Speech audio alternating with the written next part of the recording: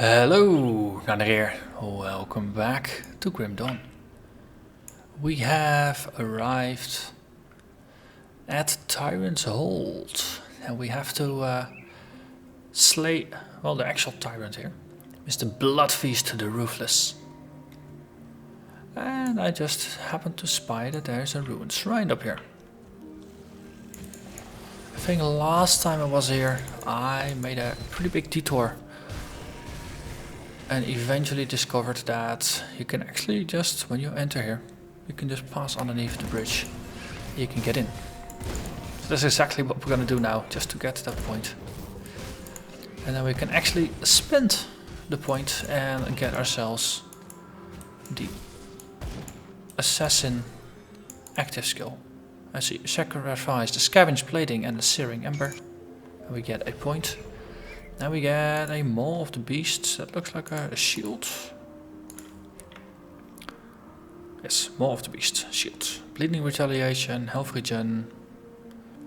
Not bad for a shield, I suppose. Recipe for royal jelly extract. Get some energy regen from that. Oh, if you want it, it's pretty useful. Okay. Also, we leveled up, so let's do that afterwards. So. Last time I completely missed that there was a very small node here, so this time we actually assign ourselves a skill. We're gonna assign it to Whirling Death. So every time we Whirling Death, we apply Blades of Wrath. So we shoot 12 projectiles around us to enemies. And that's good. So we still have 2 points left to spend. But the big thing is done. So let's see, we can no longer spend points here, which is useful. So we have the Phantasmal Blade, Heartseeker. Did we get a bonus to that yet? No, we don't. So as I said, probably gonna take points out of Phantasmal Blade to reassign them to other things. We've got a Blade Burst, which we can actually upgrade with Lethal Assault. Probably good to put at least 1 point in. I mentioned as well Pneumatic Burst. It's our primary heal. You can probably get a little bit more out of it. Also, the added speed is useful. So, I'm gonna spend 1 more point on it. And it has a passive Elemental Awakening, which allows us to do some Frostburn damage and some other elemental damage. And we got some elemental resistances out of it. So, I might as well assign a single point to it. Then we have it, and then if we get bonuses to assassin skills, everything is gonna benefit. So we have a couple of passives left at the bottom. After which, of course, we also have to boost execution because there's a massive amount of damage to a single target. So this is gonna be very, very useful for fighting bosses and other single targets that we can just completely spike upon. And reduction to the enemy health, percentage-based damage reduction is going to be very useful. But that's going to be some other time, not now. Let's see, with that we are going to look for the Tyrant. I mean, this was one of my goals. Also, there seems to be a path here. A journeyman, yay, they always hide everywhere. Journeyman. Like rats, once you got them, really difficult to get rid of them.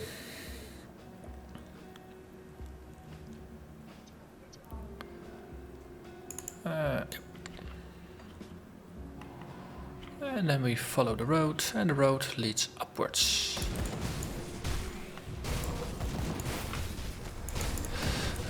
Dragul.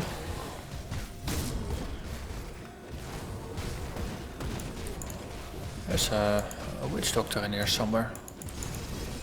And a geomancer. And loot. Always more loot. No, that looked like it was just shining with the loot color. But it wasn't. You are a shami. You are also a shami. Reeved burning. Do we deal enough damage yet that we can completely just focus on dealing with this guy? rather than add-ons. Oh wait, there's someone healing him.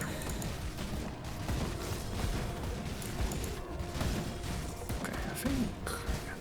So basically, I do end up with my my old recipe. Take out the add-ons. After that, the boss is not going to be as tricky.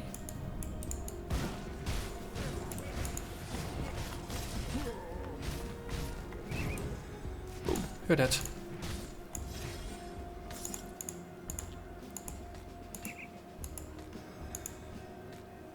I actually find that it works in a lot of games.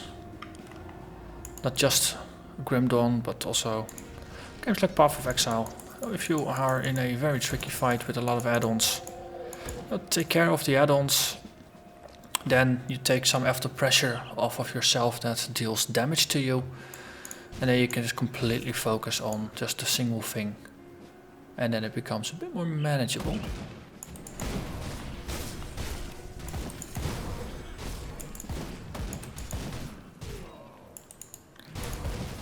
Again, there's a staircase up and a courtyard that leads onwards. It seems like. There's a bunch of imperial proclamations and other things that basically tell you the story of what happened to the last garrison that was stationed here. Hint, they got some conflicting orders from the imperial city. Basically because... Ooh, Adept Morningstar. Because, well, our buddies, the Ethereals, were in control, and of course they were issuing orders to cause havoc everywhere.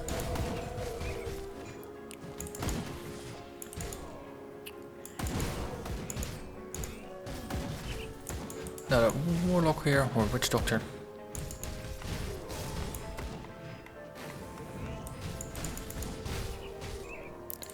You over there. Stop shooting. Thank you. Let's check if there's any nice boxes hidden in the back here.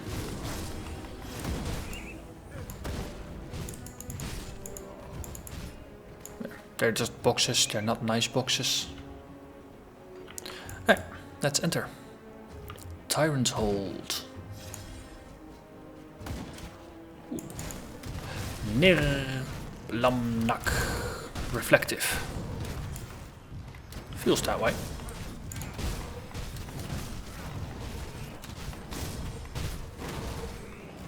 Let's put some spirits on it. I mean, the spirits, they don't really care if they're reflective or not. Also, let's just take out everything that's an add-on, because there will be witch doctors in here. Actually, there are witch doctors and geomancers and all kinds of other annoying guys. Oh. Boss himself happens to be a witch doctor as well. Once you focus, they stop being that impressive.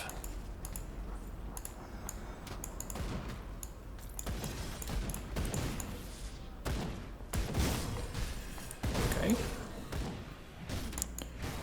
A whole bunch of holes in the floor, and actually they got traps. Interesting. I'd forgotten about them. I can't do that yet. Okay, let's blade up and heal a bit.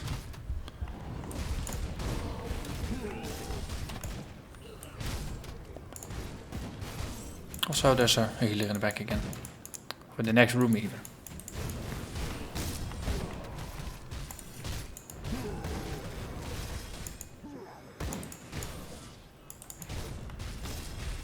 Yeah, see.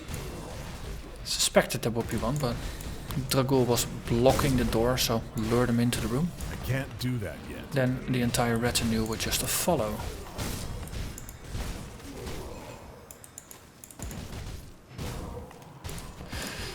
Another one of these guys.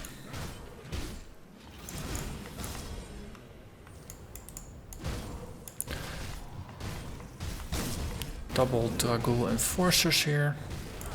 Have some spirits. Tyrant's Blessing keeps leveling up. Actually curious what the healing is going to be on that thing now. 5% plus 196.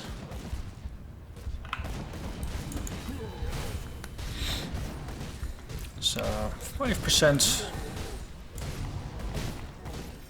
It's gonna be like 150 life plus another 200. So it's basically we get 350 life whenever it kicks in.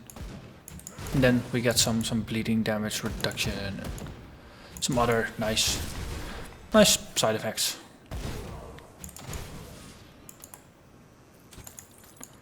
But it really doesn't compare in any way with Pneumatic Burst. Pneumatic Burst is really strong. The Dryad is, well, way more moderate in return. There's another Witch Doctor in here.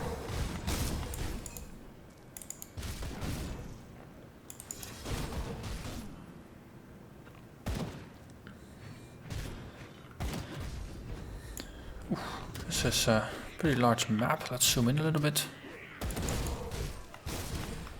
There, have a spirit. There's a Witch Doctor in there. Well, not for long. The Global Effigy. Oh. Human remains. Chain belts.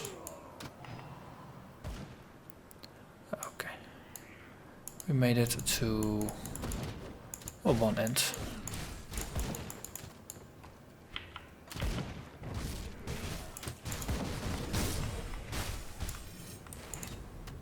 Just trying to double check that there's nothing interesting hidden in the middle of the rooms and in the dungeon, things like that. Clearing around the edges usually works pretty well for that.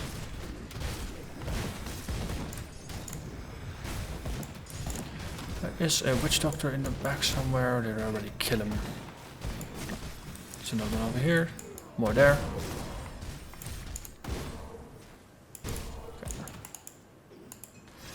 Okay. Now it's just a matter of picking up the loot. Excellent.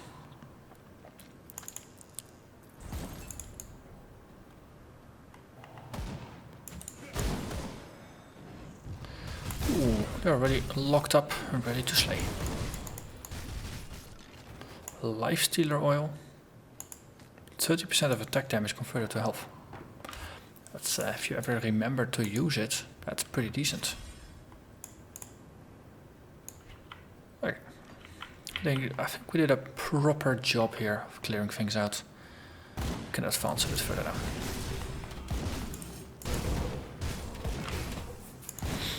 I mean, most of the enemies here are a couple levels above me, so to me that read says that it's a slightly a challenge dungeon. I mean, you're not sent here by quests, you just purely go here on your own volition.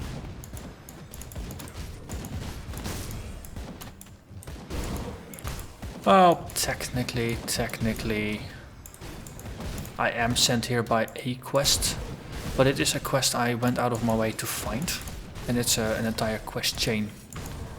Normally, if you just follow the main storyline, you would never actually go here.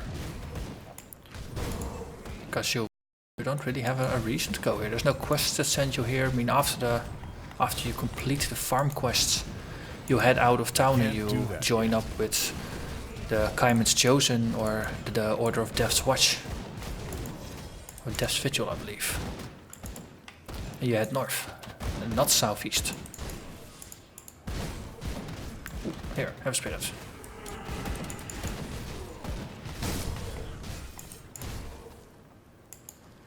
Okay, there.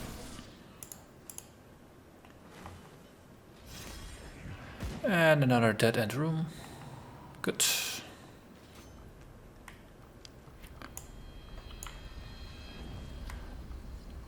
Okay. Let's just keep going.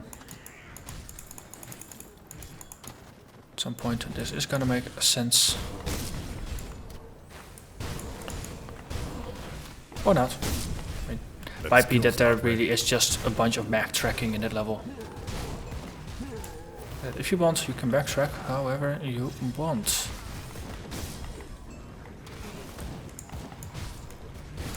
Also, Witch Doctor, please stop healing.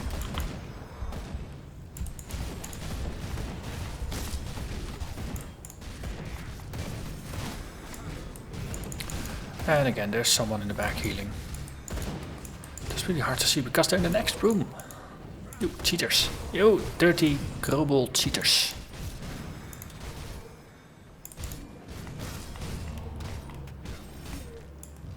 On the other hand, can't blame them. They need every advantage they can get, right?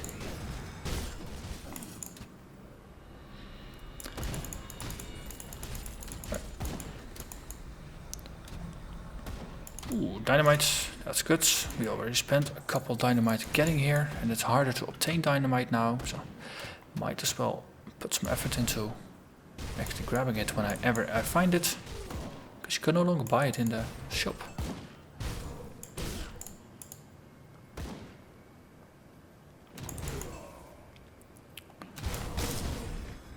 Hey, witch doctor. Yeah, you're not gonna go anywhere, buddy. Here.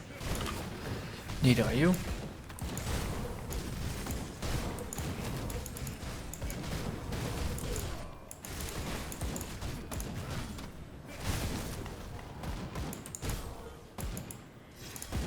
Bone saw of spell weaving.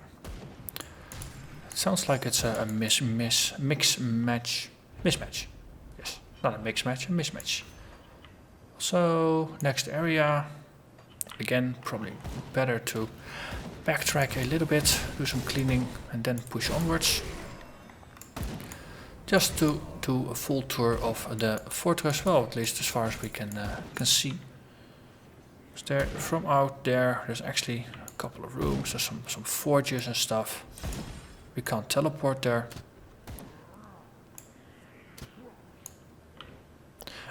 Know what? Too bad for them. We're gonna advance. I mean, doing a full clear within region, of course.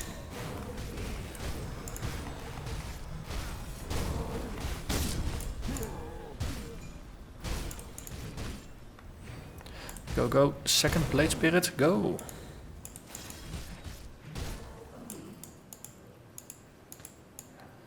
Ration, just to get our stuff. Ooh, hey, here. Boxes. Yeah, backstab all the boxes. Okay. Go through here. Came from there.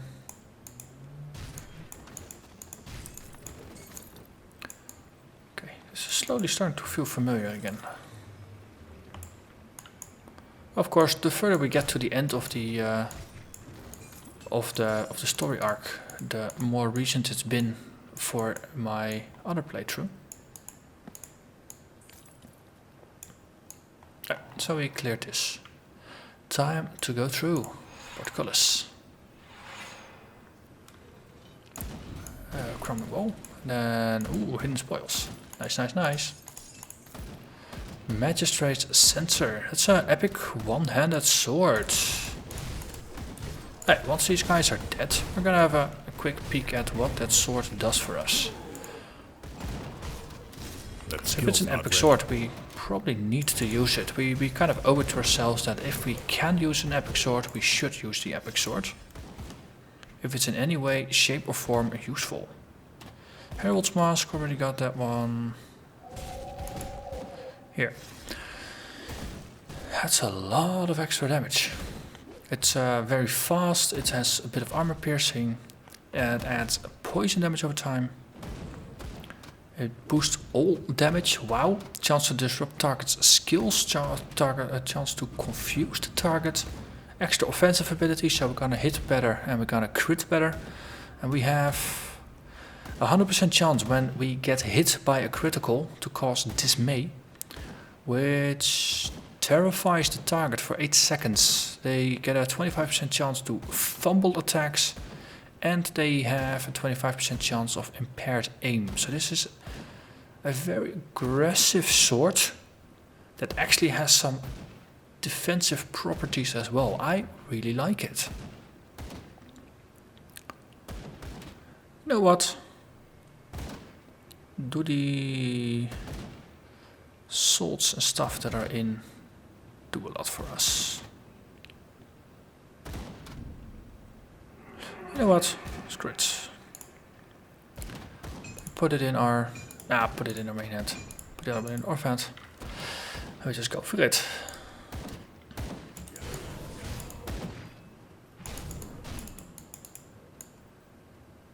Okay, getting closer to the boss.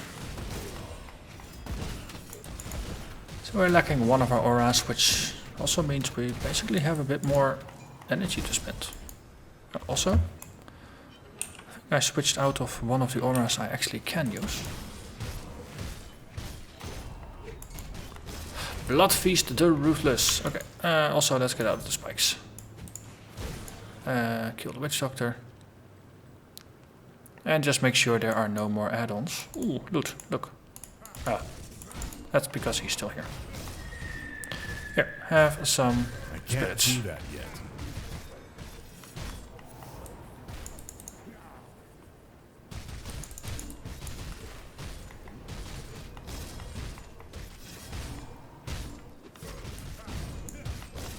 So far, so good.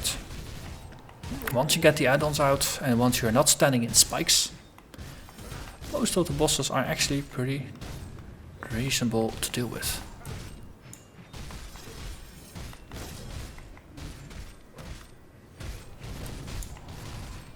That was Blood Feast. Blood Feast the Pinata. Container of much lootiness. Let's see, anything else here? No, good. Then we can just open up these boxes and get the heck out of here. Ring of Eternal Rot. Plate Harness of the Flesh Hulk. This is, if you're doing a lot of ethereal damage, this would be pretty decent. Otherwise it's meh.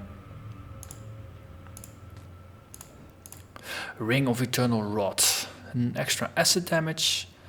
Extra poison damage with a lot of increased duration, so the poison damage over time just lasts even longer. Bonus health and extra casting speed. This is not a bad ring. Especially if you're well, any kind of poison based caster, you're gonna love this, of course.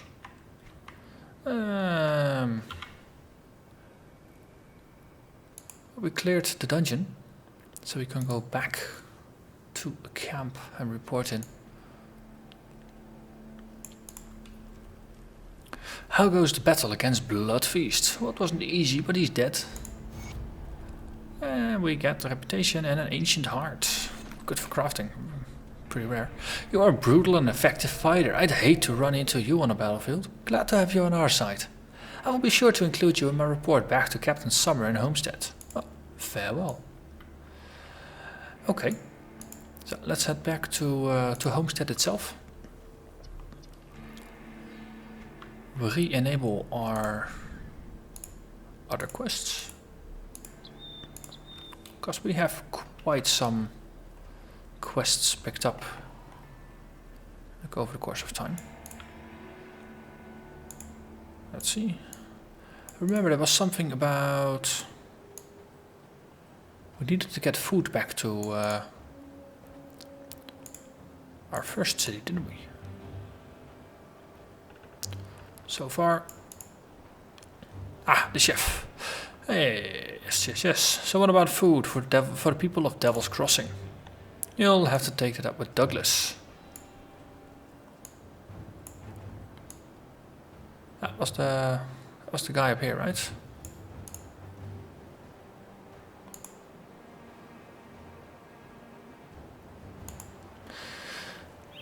Okay. Still no food for Devil's Crossing. But for now, that's not going to be our problem. Next episode, well, actually, we cleared this, we cleared that. So next episode, we're actually going to go north. We're probably going to do the conflagration first and then see if we can get to the Soros Bastion waypoint. Have a chat with our new buddies, the Kaiman's Chosen. See what they are all about. Because I've only seen them from the side where they were my enemies. So let's see what it's like to fight alongside of them against the Order of Death's Vigil. So we will be facing a lot of summoners and necromancers of all sorts. So it's going to be fun and interesting. But that's going to be next episode. So as always, I thank you very much for watching. And I hope to see you again next time. Bye bye.